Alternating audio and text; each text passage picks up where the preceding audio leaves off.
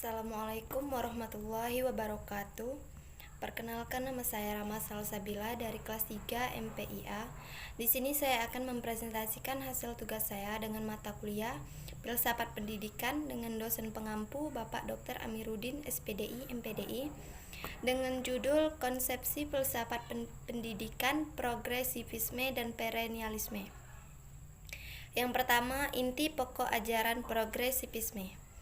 Aliran atau teori pendidikan progresivisme adalah teori pendidikan yang memfokuskan pentingnya pendidikan sebagai sarana kemajuan atau liberasi peserta didik.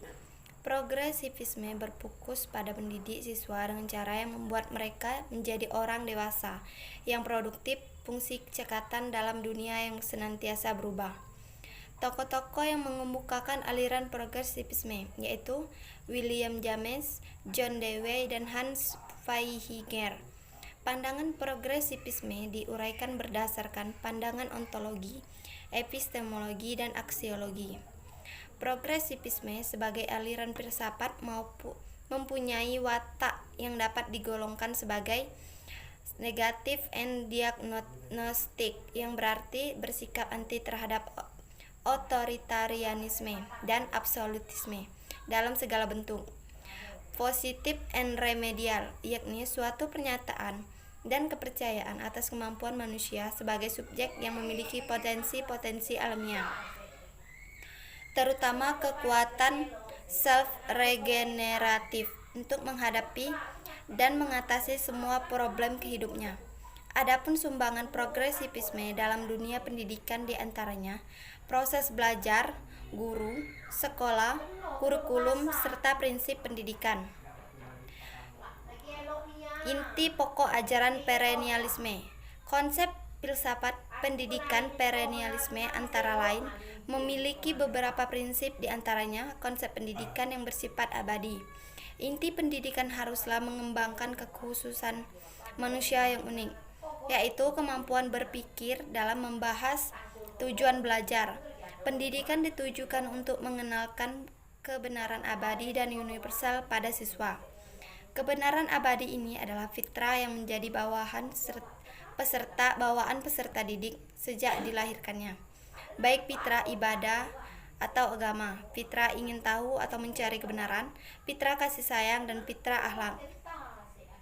Dalam hal ini, peran pendidik sangatlah penting, di mana sebagai pentransfer pengetahuan juga harus dapat mempertahankan peserta didik untuk tetap pada fitrahnya. Bagi perennialisme, pendidikan merupakan persiapan bagi kehidupan sebenarnya ketika peserta didik beranjak dewasa. Sedangkan dalam pemeliharaan kurikulum menggunakan model lama, yaitu subject centered design. Metode yang digunakan adalah yang lebih banyak menekankan pada proses berpikir dan pengelolaan intelektual peserta didik. Sedang dalam pendidikan Islam, model perennialisme lebih dekat dengan model pemikiran pendidikan Islam perennialisme mazhabi, perennial esensialis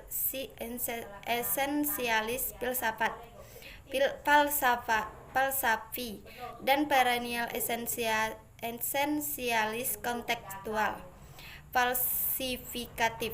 Penerapan perennialisme dalam pendidikan agama Islam antara lain dalam menentukan tujuan pendidikan mengacu pada sumber kebenaran abadi, yaitu Al-Quran dan hadis. Pewarisan budaya juga menjadi satu hal yang urgen dalam perennialisme. Hal ini bertujuan untuk terus melestarikan budaya masa lalu yang dianggap paling ideal. Materi pembelajaran lebih berpusat pada tradisi dan hasil pemikiran ulama terdahulu. Pengembangan kurikulum seperti halnya yang digunakan dalam perennialisme, yaitu model subject centered. Materi yang harus dicantumkan antara lain wawasan pemikiran ulama terdahulu, mewariskan budaya masa lalu, serta bagaimana mempertahankan peserta didik pada kebenaran fitrah Islam tanpa memandang agama lain sebagai ama yang salah atau truth claim. Dalam pemilihan metode yang banyak dipilih adalah metode Metode pengajaran Nabi Muhammad dalam mengajarkan agama Islam. Kekurangan perennialisme adalah lebih mengutamakan tradisi dan pemikiran lama menjadikan pembelajaran kurang begitu menarik. Siswa lebih banyak pasif karena pembelajaran tidak didasarkan pada minat, kemampuan, dan potensi siswa. Sedangkan kelebihan perennialisme adalah prinsipnya dalam mewariskan kebudayaan lama sehingga pemikiran ulama terdahulu tetap bisa sampai dan dipelajari oleh peserta didik. Kelebihan lainnya adalah tujuan dari pendidikan perennialisme adalah untuk menemukan kebenaran, di mana dalam wacana Islam kebenaran adalah suatu fitrah yang akan tetap ada dalam diri manusia dan harus dipertahankan sampai kapanpun. Berikutnya, konsep pendidikan progresivisme. Yang pertama, tujuan pendidikan progresivisme. Berkaitan dengan tujuan pendidikan, maka aliran progresivisme lebih saat ini memberikan pengalaman empiris untuk peserta didik. Jadi terbentuk pribadi yang selalu belajar dan melakukan maksudnya pendidikan untuk memberikan banyak pengalaman untuk peserta didik dalam upaya pemecahan masalah yang dihadapi di lingkungan sehari-hari. Dalam hal ini, pengalaman yang harus dipelajari bersifat real atau sesuai dengan kehidupan nyata. Oleh karenanya, seorang pendidik harus dapat melatih anak didiknya untuk memecahkan masalah-masalah yang ada dalam kehidupan. Sejalan dengan itu, tujuan pendidikan progresivisme harus mampu memberikan keterampilan dan alat-alat yang bermanfaat untuk berinteraksi dengan lingkungan yang berbeda dalam proses perubahan secara terus-menerus. Yang dimaksud dengan alat-alat adalah keterampilan pemecahan masalah atau masalah pemecahan yang dapat digunakan oleh individu untuk menentukan, menganalisis, dan memecahkan masalah.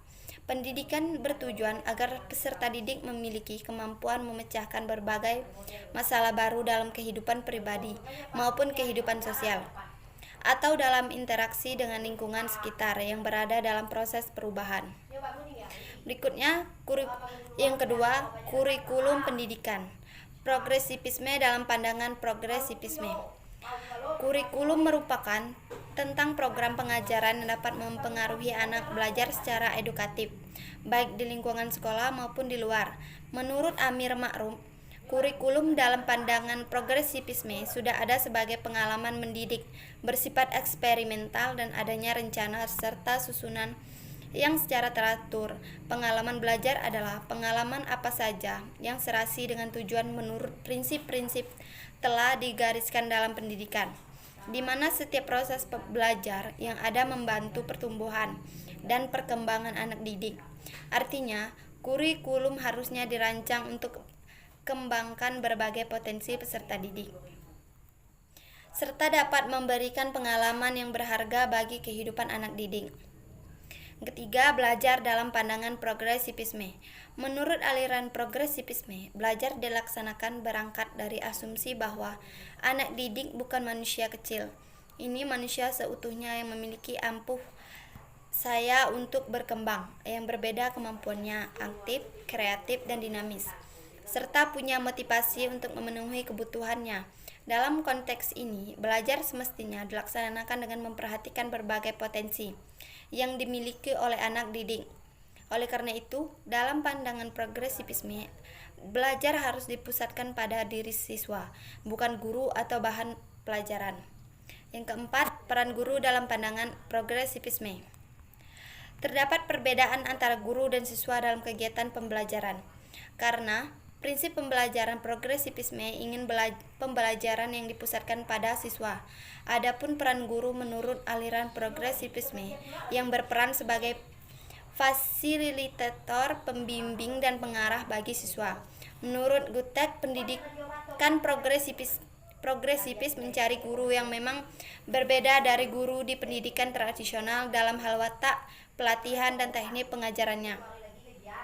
Karena kelas atau pendidikan progresivis berorientasi pada kegiatan yang bertujuan, pendidikan maju sangat perlu mengetahui bagaimana cara mendorong untuk dapat berpendapat, berencana, dan menyelesaikan proyek mereka.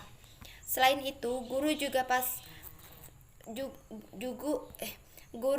mengetahui bagaimana tahapan kerja kelompok karena pola dasar pengajaran progresivis pusat pada partisipasi kelompok. Konsep pendidikan perennialisme. Tujuan pendidikan Islam menurut perennialisme. Sebagaimana yang telah dijelaskan sebelumnya, perennialisme merupakan paham yang menempatkan nilai pada supremasi kebenaran tertinggi yang bersumber pada Tuhan. Dalam membicarakan pendidikan, sasaran utama yang akan dicapai adalah kepemilikan atas prinsip-prinsip tentang kenyataan, kebenaran, dan nilai yang abadi, tak terikat waktu dan ruang. Dengan menempatkan kebenaran supernatural sebagai sumber tertinggi, oleh karena itu perennialisme selalu bersifat teosentris. Karena itu menurut perennialisme, penyadaran nilai dalam pendidikan harus didasarkan pada nilai kebaikan dan kebenaran yang bersumber dari wahyu, dan hal itu dilakukan melalui proses penanaman nilai pada peserta didik. Sedangkan kebenaran hakiki dapat diperoleh dengan latihan intelektual secara cermat untuk melatih kemampuan pikir dan latihan karakter untuk mengembangkan kemampuan spiritual. Kedua, peran pendidik dan peserta didik. Perennialisme memandang peserta didik sebagai makhluk rasional sehingga pendidik mempunyai posisi dominan dalam penyelenggaraannya. Kegiatan pembelajaran di kelas dan membimbing diskusi yang memudahkan peserta didik. Setiap peserta didik dianggap telah memiliki potensi atau fitrah yang harus diarahkan sehingga ia dapat menyimpulkan kebenaran-kebenaran secara tepat. Kebenaran dalam hal ini didefinisikan sebagai pengetahuan. Dorongan mencari kebenaran, pengetahuan ini ada dalam diri manusia ini memunculkan sikap selalu ingin tahu dan mempelajari hal-hal yang ada di sekitarnya. Sebagaimana telah diungkapkan sebelumnya bahwa manusia akan selalu berusaha untuk mencari kebenaran. Maka salah satu peran pendidik adalah bagaimana mempertahankan fitrah peserta didik dan mengarahkannya pada hal-hal yang positif. Selanjutnya, mengembangkannya untuk dapat melaksanakan tugas seperti itu. Maka pendidik haruslah orang yang ahli di bidangnya, punya kemampuan bidang keguruan, tidak suka mencela atau menyalahkan pemilik kewenangan sebagai pendisiplinan mental dan pemimpin moral dan spiritual. Berikutnya, kurikulum pendidikan Islam menurut perennialisme. Kurikulum yang digunakan dalam perennialisme adalah yang berorientasi pada mata pelajaran. Bentuk kurikulum ini merupakan desain paling populer, paling tua, dan paling banyak digunakan. Dalam subjek centered kurikulum dipusatkan pada isi atau materi yang akan diajarkan. Kurikulum tersusun atas sejumlah mata-mata pelajaran, dan mata-mata pelajaran tersebut diajarkan secara terpisah-pisah karena lebih mengutamakan isi atau bahan ajar. Kurikulum subjek centered ini disebut juga subjek akademik kurikulum. Jika dalam pendidikan secara umum, materi atau isi pendidikan adalah beberapa disiplin ilmu seperti kesusastraan, matematika, bahasa, ilmu sosial, dan sejarah. Maka dalam pendidikan, kurikulum harus memuat materi-materi yang sesuai potensi atau fitrah peserta didik dan dapat mengembangkannya. Berikutnya, dapat metode pembelajaran pendidikan Islam menurut perennialisme. Menurut perennialisme, sedang metode pendidikan yang dianjurkan dengan menggunakan metode dalam bentuk diskusi untuk menganalisis buku-buku yang tergolong karya besar, terutama karya filosof termuka seperti Plato, Aristoteles, dan lain sebagainya. Metode ini dikembangkan berdasarkan keyakinan bahwa akal pikiran mempunyai kemampuan analisis induktif dan sintesis deduktif. Dengan metode diskusi, kecerdasan peserta didik dapat dikembangkan. Berikutnya, menurut saya, konsep pendidikan progresivisme dan perennialisme bisa saja diterapkan di Indonesia dan memiliki kelebihan maupun kekurangan seperti yang kita ketahui bahwa di dalam hal pendidikan, perennialisme memandang bahwa tujuan utama pendidikan adalah untuk membentuk siswa dalam memperoleh dan merealisasikan kebenaran abadi. Aliran ini menilai bahwa kebenaran bersifat universal dan konstan.